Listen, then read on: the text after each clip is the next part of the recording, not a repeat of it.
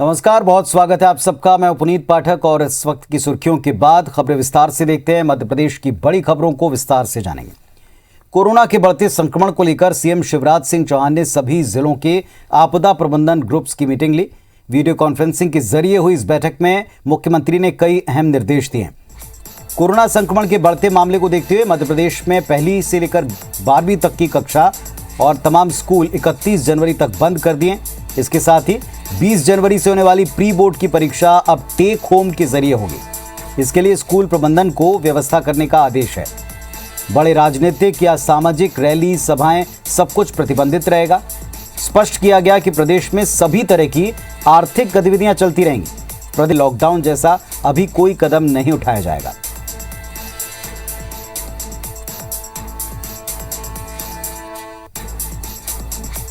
कक्षा 1 से लेके कक्षा 12 तक के सभी स्कूल,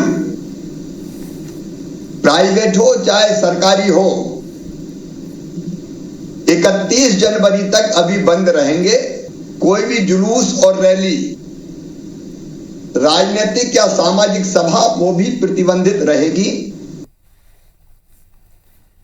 इधर भोपाल में लगातार बढ़ते कोरोना संक्रमण पर काबू पाने के लिए नगर निगम, पुलिस और जिला प्रशासन ने संयुक्त तौर पर प्लानिंग की है। शहर में एक बार फिर प्रतिबंधित क्षेत्र बनाए जाएंगे। कंटेनमेंट एरिया में आने वाले इन क्षेत्रों में बैरिकेडिंग होगी।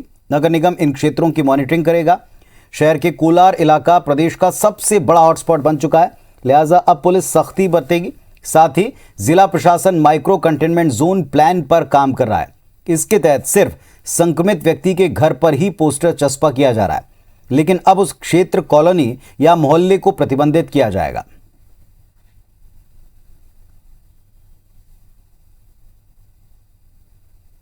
जिला स्तरीय समिति होती है और राज्य शासन, पुलिस मुख्यालय के और शासन के जो निर्देश होते हैं उसके अनुसार कार्रवाई की जाती है। जब संक्रमण की गति तेज रहती है तो उसी प्रकार के सावधानियां, प्रिकॉशंस लिए जाते हैं। उसमें से ये कंटेनमेंट जोन और अन्य इसी प्रकार के उपाय हैं। आज मुख्यमंत्री शिवराज सिंह चौहान खुद बेमौसम बारिश और ओलावृष्टि से प्रभावित क्षेत्रों के दौरे पर रहे। सीएम शिवराज सिंह ने आज निवाड़ी जिले के पृथ्वीपुर के ओलावृष्टि प्रभावित सिस्टौन और सिया खास गांव का दौरा किया। सीएम यहां पर प्रशासनिक अमले के साथ पहुंचे और खराब फसलों का जायजा लिया। अधिकारियों को जल्द से जल्द किसानों को मुआवजा देने के निर्देश दिए। मुख्यमंत्री ने कहा कि ग्रामीणों का जो भी नुकसान हुआ सरकार उसकी भरपाई करेगी। सीएम शिवराज ने अशोकनगर जिले के ओलावृष्टि प्रभावित क्षेत्रों का दौरा किया। किसानों से बातचीत भी की और जल्द से जल्द राहत राशि देने का भरोसा दिया। अभी मैं खेत देख के आया हूं, खिस्टान में है उपस्थित, चिंता मत करो। 50% से ज्यादा नुकसान है। उनको 30,000 रुपए की 30,000 रुपए प्रति हेक्टेयर की दर से राहत की राशि दी जाएगी। इंसान की भगवान ना करे लेकिन जान भी चली गई तो 4 लाख रुपए की राशि। तो जिस तरह का नुकसान हुआ उसके अलग पैसा, तो इस नुकसान की भरपाई करके किसानों को पूरी राहत देंगे। उत्तर प्रदेश में प्रियंका गांधी के लड़की हूं लड़ सकती हूं कैंपेन की तर्ज पर ही मध्य प्रदेश में भी महिला कांग्रेस ने लड़की हूं लड़ सकती हूं अभियान शुरू कर दिया है। महिला कांग्रेस ने भोपाल, इंदौर, जबलपुर से इस अभियान का आगाज किया। खास बात ये, हनुमान चालीसा के पाठ के साथ इस अभियान का शुभारंभ हुआ। भोपाल और इंदौर में मध्य प्रदेश महिला कांग्रेस के अध्यक्ष डॉक्टर अर्चना जायसवाल के नेतृत्व में इसको शुरू किया। उन्होंने कहा कि अभियान साल भर जारी रहेगा, जिसके तहत युवती और महिलाओं को आत्मनिर्भरता के साथ साथ सबल बनाने पर जोर होगा। साथ ही अभियान के तहत कई कैंप और आयोजन होंगे। महिला या युवतियों को महिला कांग्रेस किसी भी तरह से परेशानी की परिस्थिति में साथ देगी। बीजेपी ने इस अभियान पर चुटकी ली।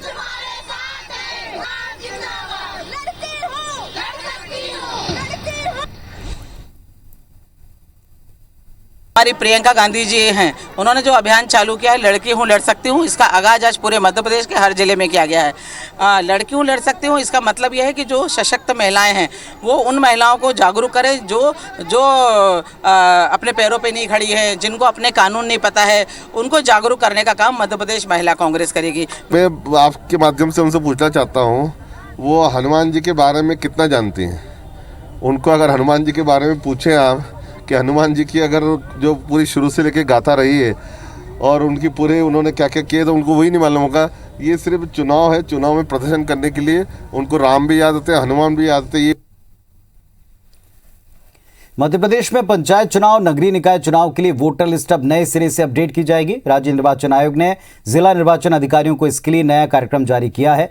आयोग ने प्रदेश के 16 नगर निकाय और 457 नगरीय निकाय और पंचायतों में मतदाता सूची 1 जनवरी 2022 की स्थिति में बनाने का निर्देश दिया। ये नई मतदाता सूची तैयार करने के लिए 14 से 17 जनवरी के बीच तैयारी होगी। मतदाता सूची के चलते चुनाव मई से जून के बीच टल सकते हैं। राज्य निर्वाचन आयोग अभी 1 जनवरी 2021 की मतदाता सूची के आधार पर चुनाव करवा रहा था। 29 दिसंबर 2021 को जारी कार्यक्रम को अब निरस्त किया है। ग्राम पंचायत और उनके वार्डों के परिसीमन के बाद ही मतदाताओं को उनके क्षेत्रानुसार वोटर लिस्ट में शामिल किया जाएगा। इधर कांग्रेस का आरोप है कि सरकार चुनाव चाहती नहीं। इधर बीजेपी कहती है कि सरकार विधि सम्मत तरीके से चुनाव करवाना चाहती है।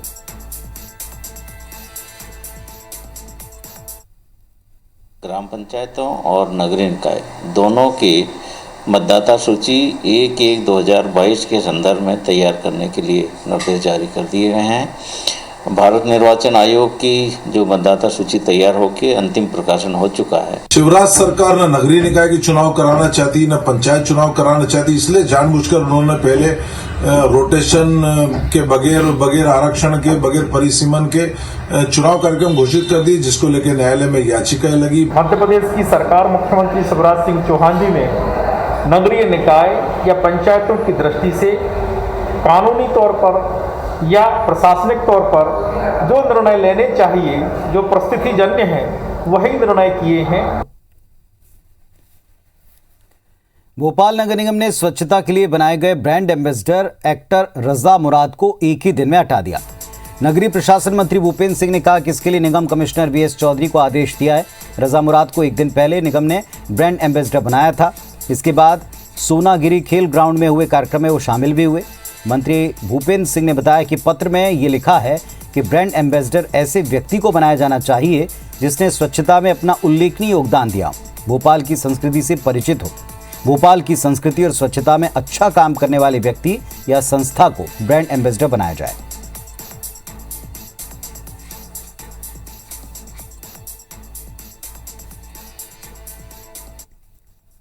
जबलपुर रेलवे स्टेशन के प्लेटफॉर्म नंबर 3 पर जबलपुर से बांद्रा जाने वाली ट्रेन के 2 डिब्बे पटरी से उतर गए। ट्रेन कोच की डीरेल होने से यात्रियों में हड़कंप मच गया। हालांकि कोई इसमें हताहत नहीं हुआ, लेकिन इस हादसे से रेलवे स्टेशन के प्लेटफॉर्म नंबर 3, 4 और 5 पर ट्रेनों का संचालन बाधित हुआ। जबलपुर से बांद्रा जाने वाली इस ट्रेन को शाम 5 बजे जबलपुर से रवाना होना था, लेकिन ट्रेन की 2 कोच डीरेल होने के बाद यात्री काफ़ी परेशान हुए। इस घटना के बाद मौके पर पहुंचे रेलवे कर्मचारियों ने खासी मशक्कत के बाद डीरेल डब्बों को वापस पटरी पर लाया। जबलपुर के डीआरएम संजय विश्वास ने इस घटना की जांच के आदेश दिए हैं।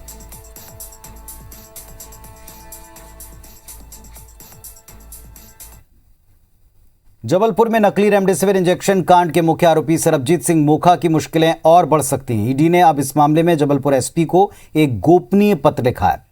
मोखा के बारे में सारी जानकारी मांगी है। सूत्रों के मुताबिक ईडी ने सरबजीत सिंह और इस मामले से जुड़े सभी आरोपियों के डिटेल्स मांगे।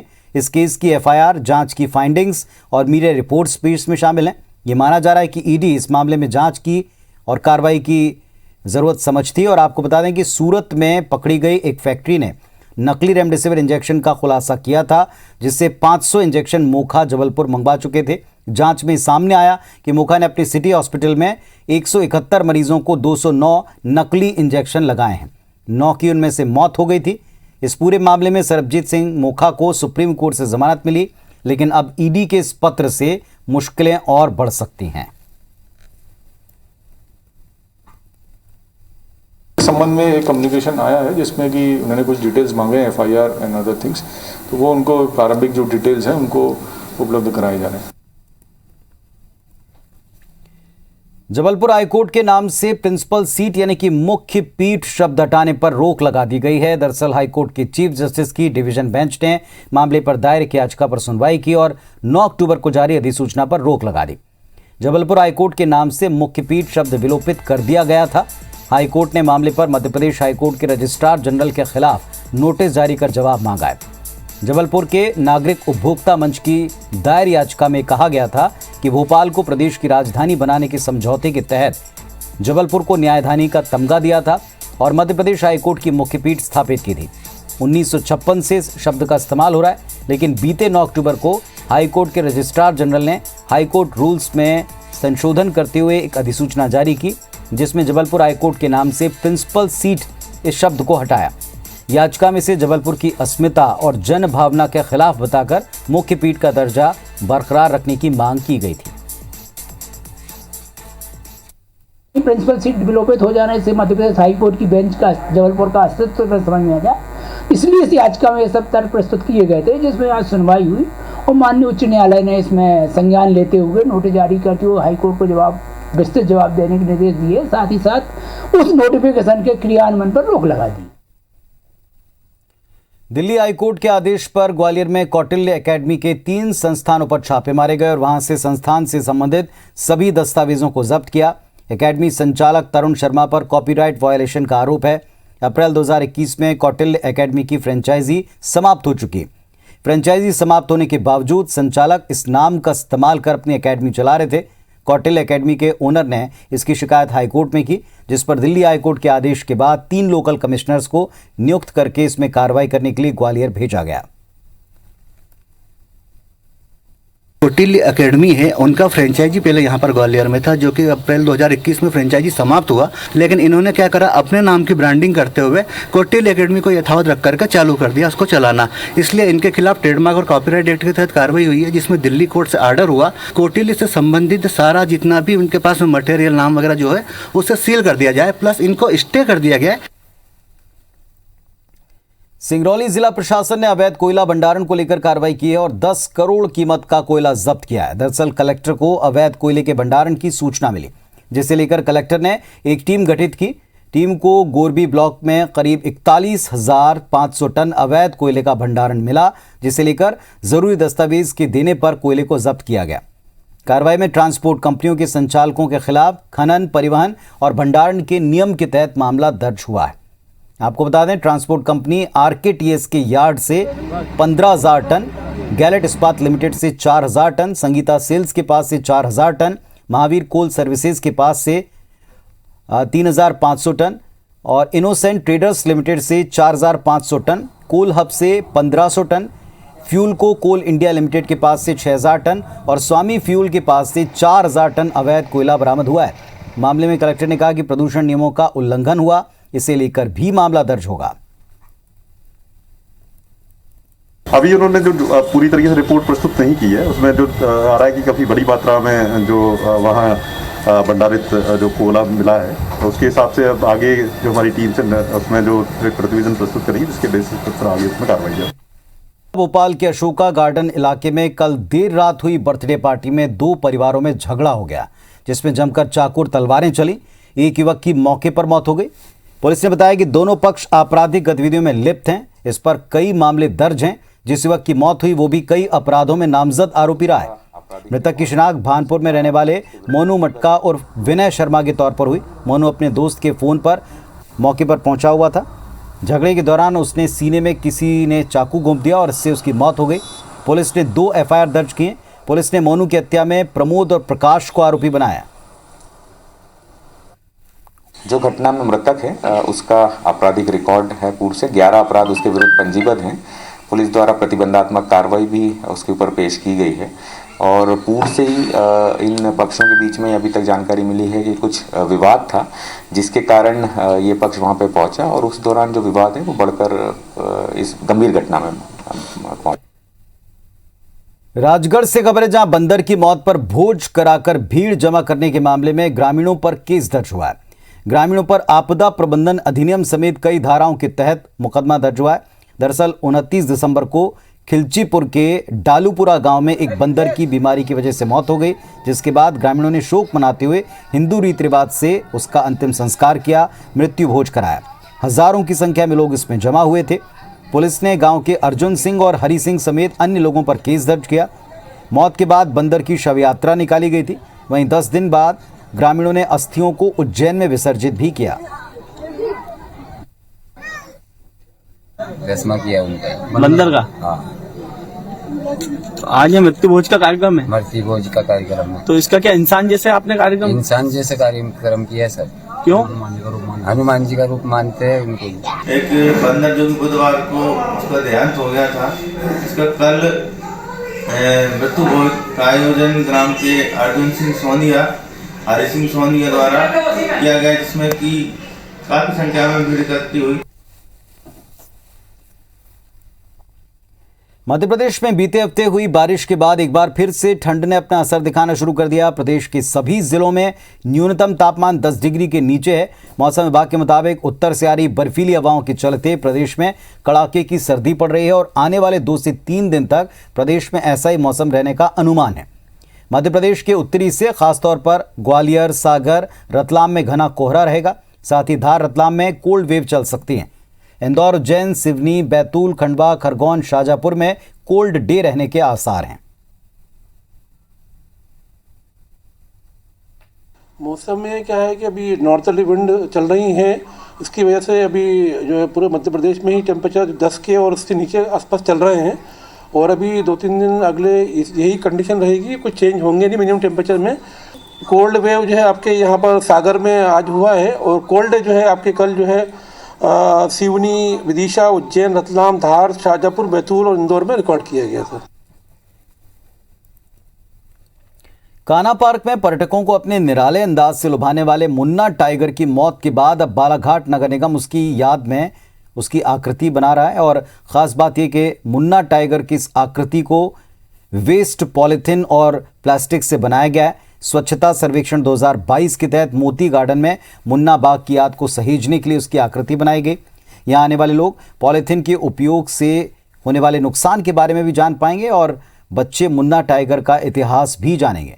बालाघाट में पॉलीथिन के उपयोग पर पाबंदी है। लोगों को इसके उपयोग से होने वाले नुकसान के प्रति जागरूक करने के लिए मुन्ना टाइगर की आकृति तैयार हुई है।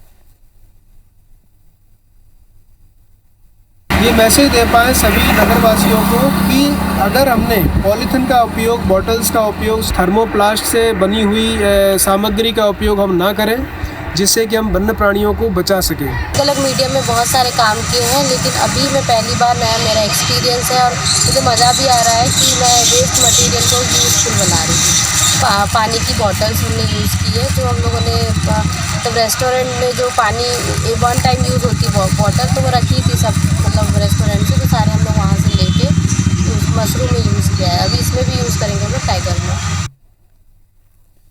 तो इस बुलेटिन में फिलहाल इतना ही। खबरों अपडेट्स के लिए आप लगातार IBC 24